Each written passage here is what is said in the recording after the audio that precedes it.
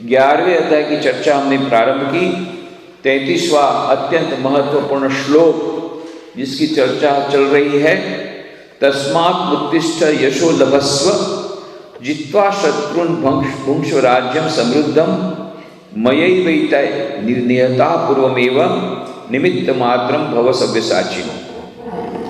अतः तुम उठो, यश प्राप्त करो, शत्रुओं को जीतकर विशाल ऐश्वर्य युक्त राज्य का भोग करो।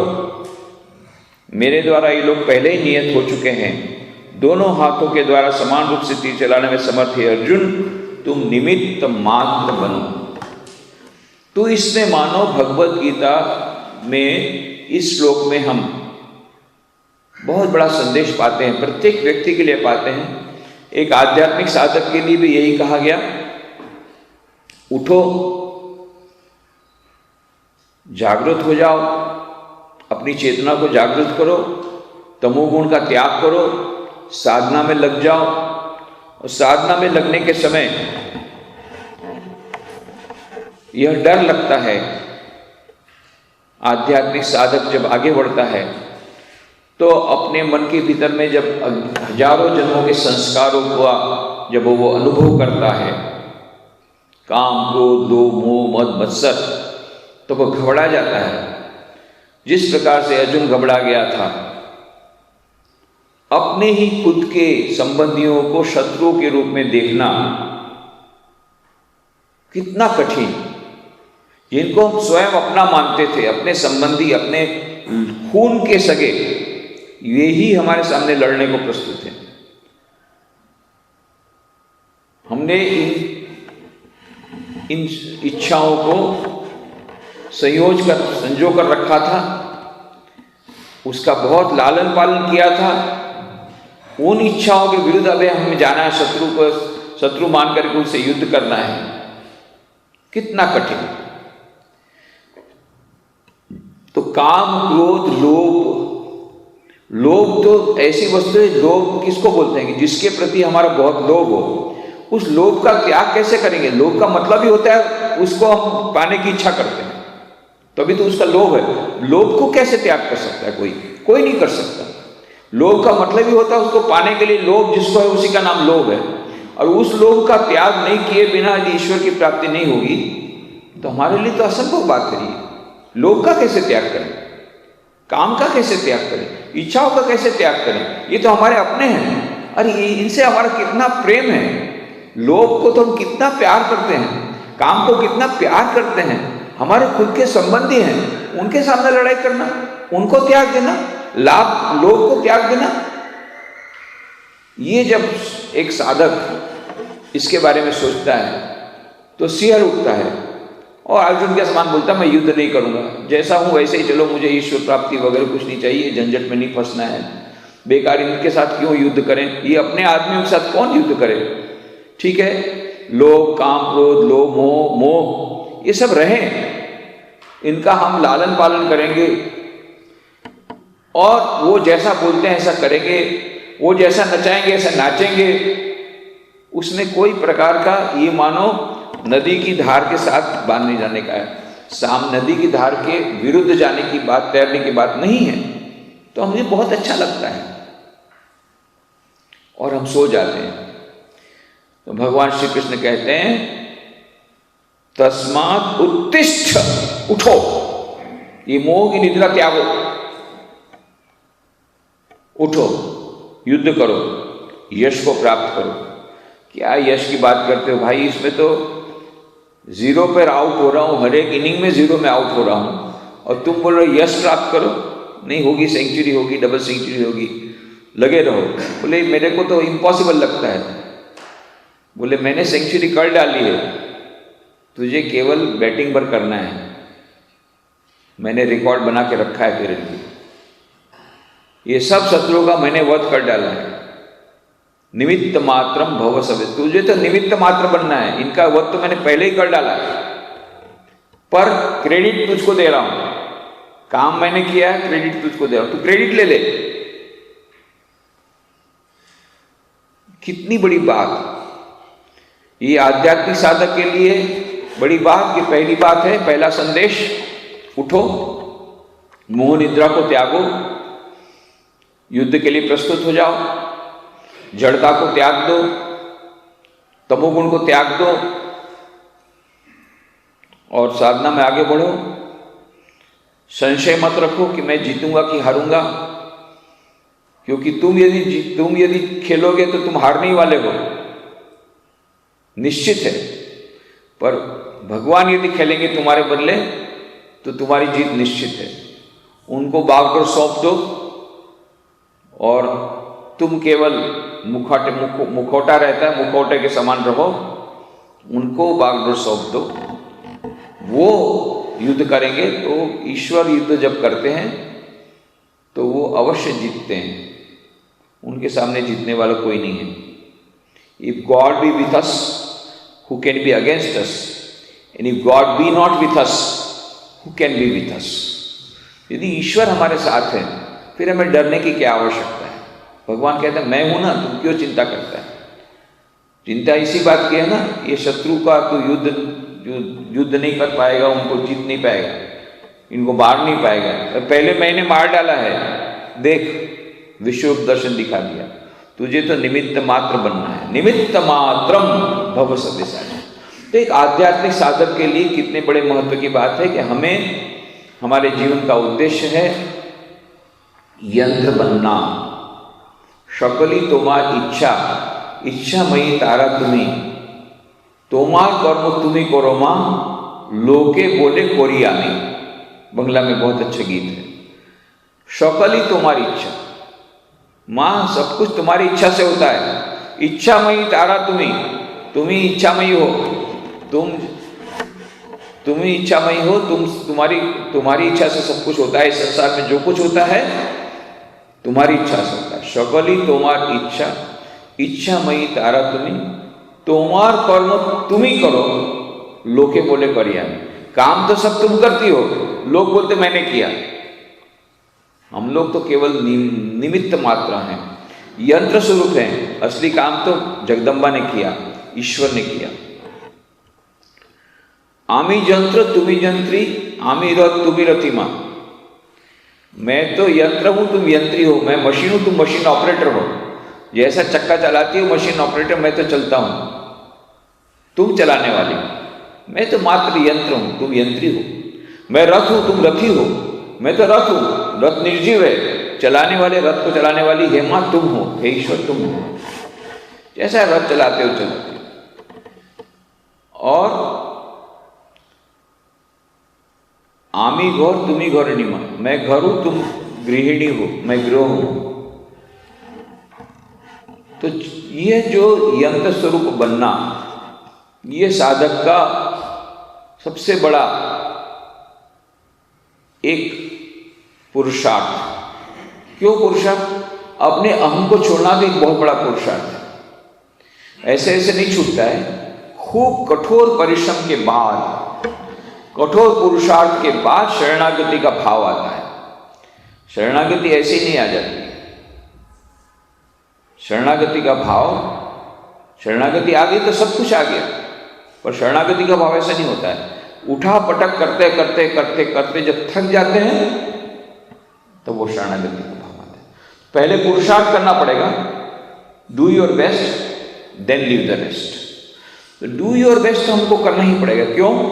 जब पुरुषार्थ करेंगे तब हमको पता लगेगा हमारे द्वारा नहीं होगा, और तब शरणागति का भाव आएगा। पक्षी बहुत दूर तक उड़ा, देखा जहाज समुद्र के मध्य में चला गया। जब नींद लग गई, उठा तो देखा समुद्र के बीच में जहाज है और वो मस्तक पर वहां पर बैठा हुआ है।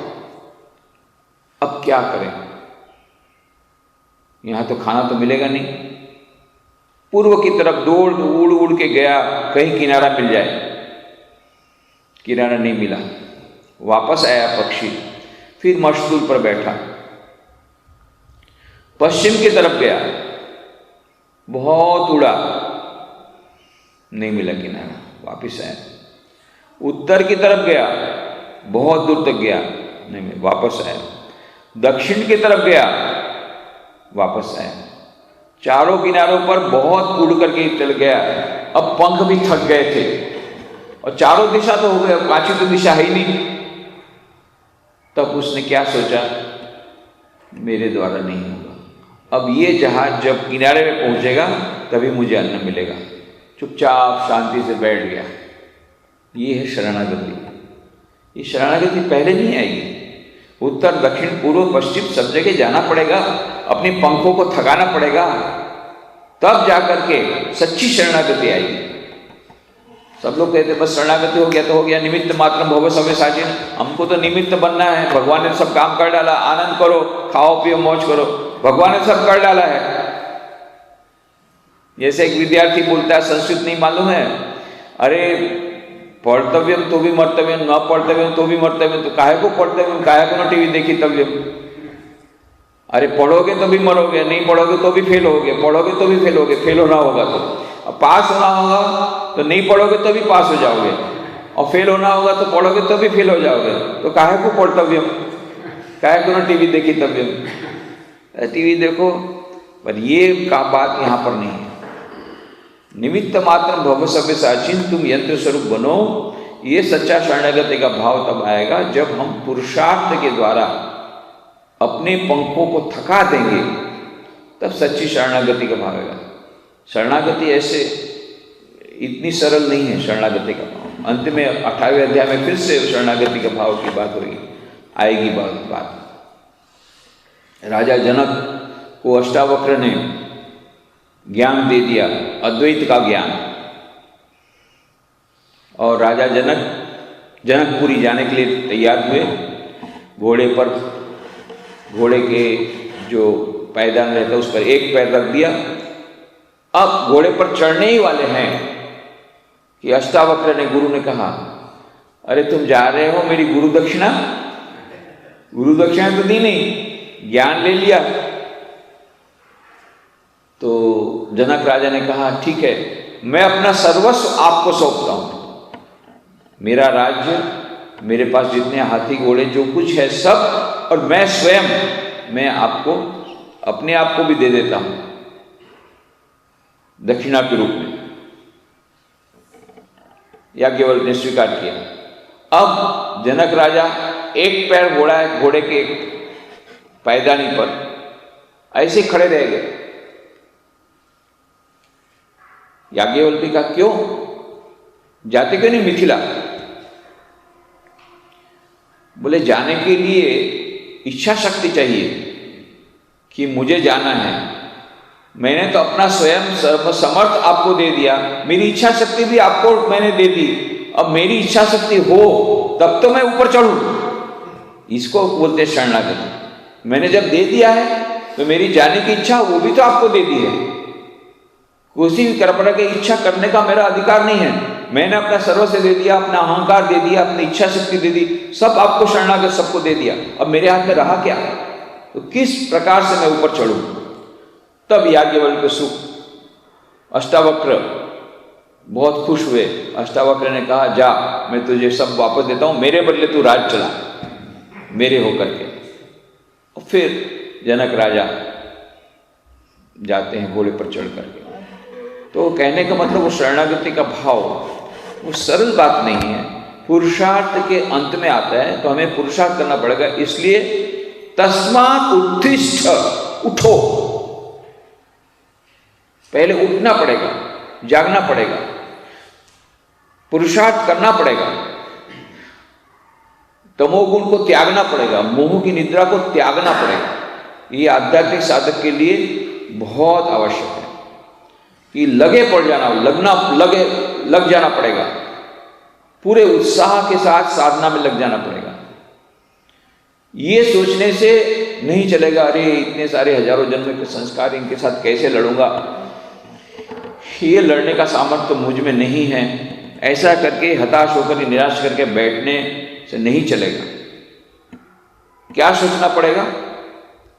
मेरा काम लड़ना है, हार जीत ईश्वर के हाथ में है, पर मैं मेरा काम करूंगा तब तो ईश्वर अपना काम करेंगे। ईश्वर मुझे जीत दिलाएंगे अवश्य, पर ये तब तक नहीं हो सकता जब तक मैं लड़ूंगा नहीं, युद्ध ही नहीं किया भाई परीक्षा में तो पास करा देंगे, भगवान ने सोच के रखा है कि तुमको गोल्ड मेडल देगा, पर तुम परीक्षा में ड्रॉप ले लिया तो कैसे देगा? उसके ताकत नहीं है भगवान की। परीक्षा में तुम नहीं बैठे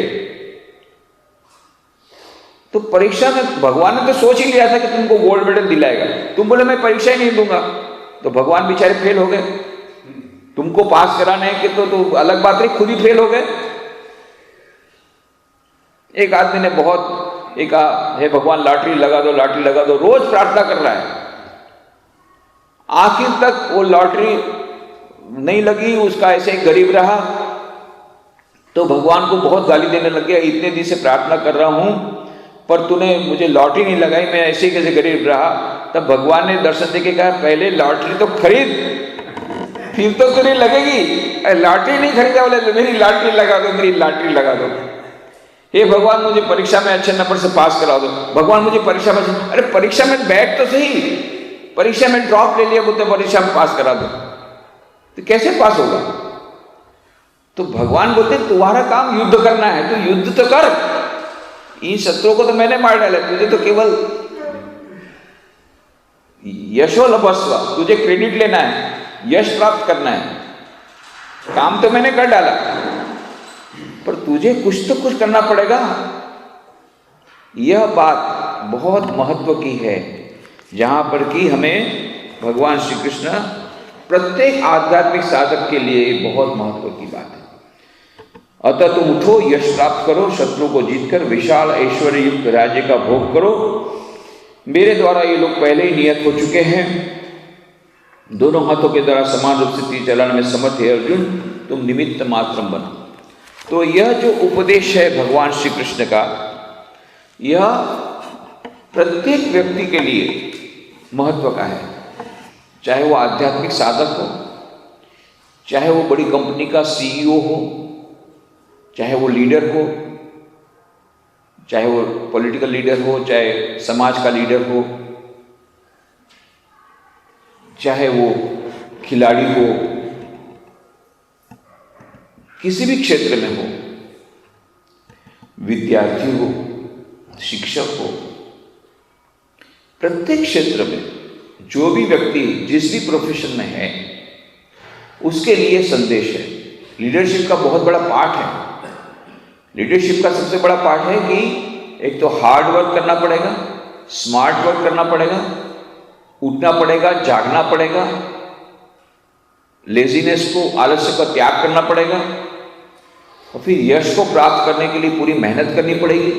सक्सेस पाने के लिए जो कुछ भी सक्सेस मंत्रास उसका पालन करके एकाग्रता पूर्वक वो उसको उसके लिए प्रयत्न करना पड़ेगा। पर सबसे बड़ी बात जो लीडर के लिए है वो ये है, निमित्त मात्रम भव सव्यसाचिन। मैं तो निमित्त हूं, क्रेडिट वो नहीं लेगा, वो अपने सबऑर्डिनेट को देगा, अपने कलीग को देगा।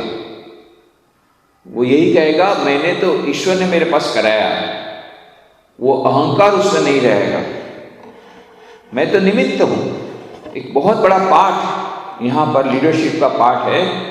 आजकल लीडरशिप के क्षेत्र में जो बहुत प्रचलित है, रॉबर्ट ग्रीनलीफ की वो इनका कॉन्सेप्ट है सर्वेंट लीडरशिप, किताब भी उनकी है सर्वेंट लीडरशिप के ऊपर। तो उसमें बहुत सारे एग्जाम्पल देके सर्वेंट लीडरशिप का पालन करके कितनी सारी कंपनियों में किस प्रकार से उनको फायदा हुआ, वो तो उन्होंने कॉर्पोरेट सेक्टर की तरफ से देखा है, पर प्रत्येक संस्था के लिए वो प्रत्येक जगह पर ये सर्वेंट लीडरशिप का कॉन्सेप्ट ये बहुत ही महत्व का है। और सर्वेंट लीडरशिप के कॉन्सेप्ट में ये बात बहुत अधिक महत्व की है, जहां पर लीडर खुद अहंकार का त्याग करता है, ईगो का त्याग करता है।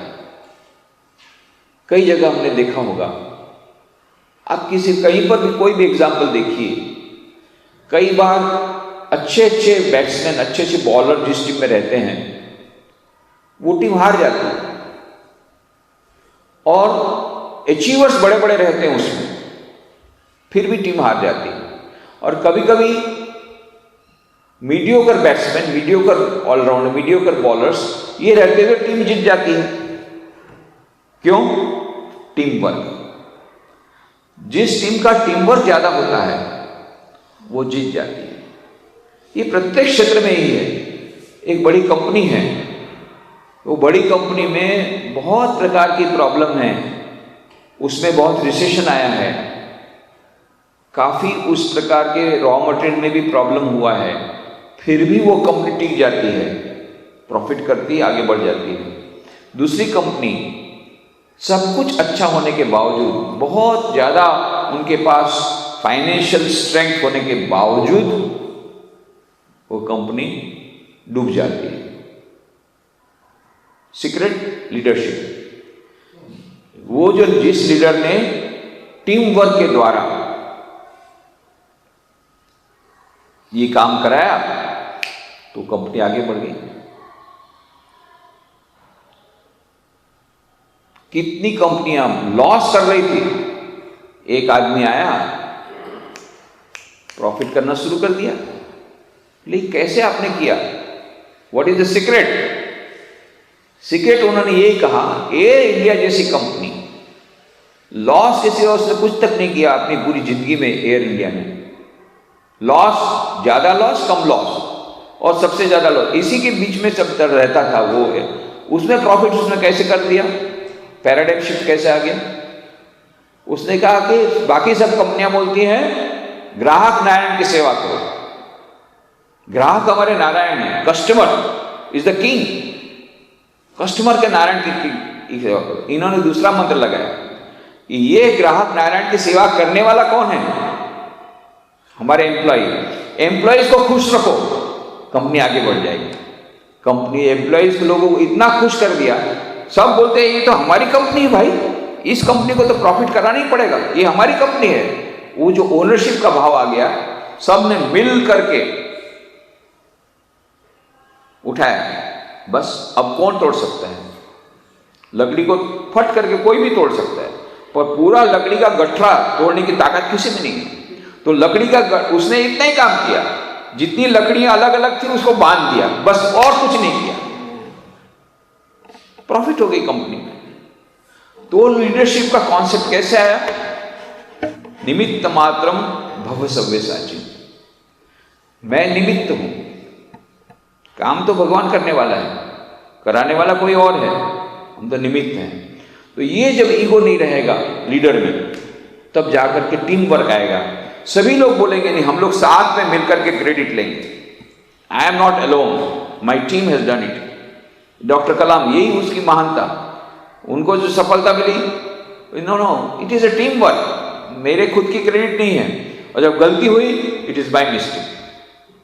That is greatness. आज उसको हम लोग इतने याद करते हैं, इतने लोगों को, ये इन लोगों को, बड़े बड़े लीडर्स को, क्यों? कि जब गलती हुई तो उन्होंने अपने आप पर ले लिया, दे वर इन फ्रंट, फेस करना था प्रॉब्लम, फ्रंट में चले गए, और जब क्रेडिट लेने के समय पीछे चले गए। नहीं, ये पूरा टीम वर्क था, इन लोगों ने किया, भाई मैं तो साथ में था। ये जो निमित्त मात्रम, ये भावना यदि आ जाए कि मैं तो निमित्त हूं, ईश्वर ने काम कराया है मेरे पास से, ये सक्सेस के पीछे ये टीम वर्क है, ईश्वर की कृपा है, ईश्वर ने सब कराया है। तो यह जो भावना, चाहे आध्यात्मिक साधक के संबंध में हो, चाहे एक लीडर के संबंध में हो, किसी भी क्षेत्र में हम देखेंगे कि ये निमित्त मात्रम भव सव्यसाचिन, ये जो भावना यदि मन में आ जाती है, तो सक्सेस आने के बाद अहंकार नहीं आता है, फेलियर आने के बाद हताशा नहीं आती। जब जीत होती है, जब सफलता मिलती है, तो हम अहंकारी हो जाते हैं। ये नहीं होगा यदि ये मानेंगे निमित्त मात्रम भव सव्यसाचिन, मैं तो निमित्त हूं, भगवान ने काम कराया था, मेरे को तो बस, मैं तो नाम लिया। और जब असफलता आएगी, मैं तो निमित्त हूं, असफलता भी भगवान को, मैंने अपना काम किया था, I have done my best, बस फिनिश। तो हताशा निराशा नहीं आएगी, अहंकार भी नहीं आएगा। निमित्त मात्रम भव सव्यसाचिन बहुत ही एक गोल्डन मंत्र है प्रत्येक लीडर के लिए, प्रत्येक मैनेजर के लिए, प्रत्येक विद्यार्थी के लिए, प्रत्येक शिक्षक के लिए, प्रत्येक व्यक्ति के लिए, आध्यात्मिक साधक के लिए। तुम करने वाले कौन हो? तुम सोचते हो ये काम, जो लोभ मोह मद मत्सर, इनका तुम नाश करोगे? है तुम्हारे में ताकत?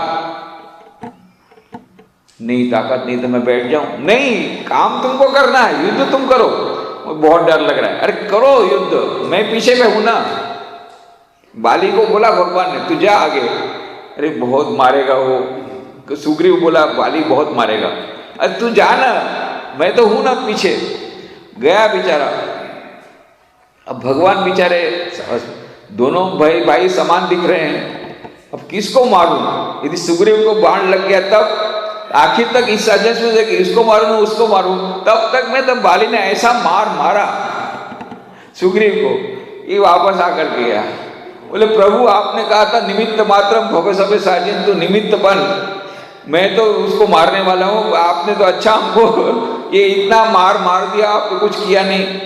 अरे बोले क्या करूं, गड़बड़ होगी, दोनों का चेहरा एक ही है, दोनों भाई का, मैं किसको मारूं समझ में नहीं आया। अच्छा अब एक करते हैं, ए लक्ष्मण इसको विजय माला अभी से पहना दो एडवांस में, कि ये जीतने तो वाला है, ये मरने तो मैं वाला हूँ, इसको पहले एडवांस में विजय माला पहना दो, हार पहना दो।